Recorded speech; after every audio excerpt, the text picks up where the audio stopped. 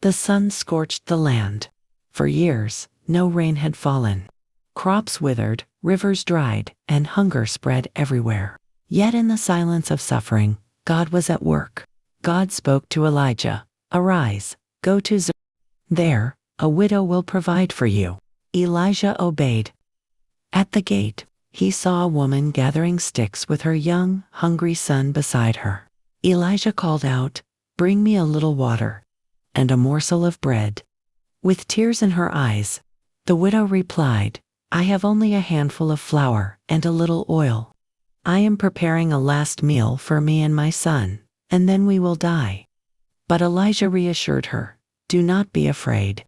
First make me a small cake, then some for yourself and your son. For the Lord says, your jar of flour shall not be spent, and your jug of oil shall not run dry until the day he sends rain."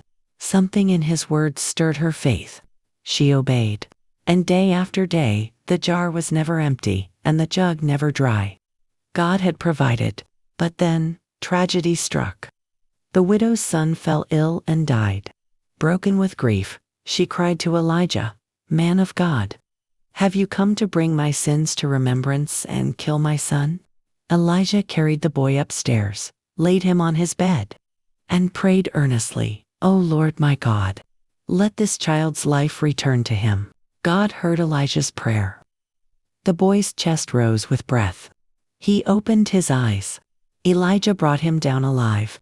The widow fell to her knees, weeping with joy, praising God. "Now, I know you are a man of God, and that the word of the Lord in your mouth is truth." And so, in the midst of famine, the Lord showed his faithfulness, providing food in hunger, life in death. This story reminds us that God's promises never fail. When we trust Him, even in our last moments of fear or weakness, He can turn scarcity into provision, sorrow into joy, and despair into hope.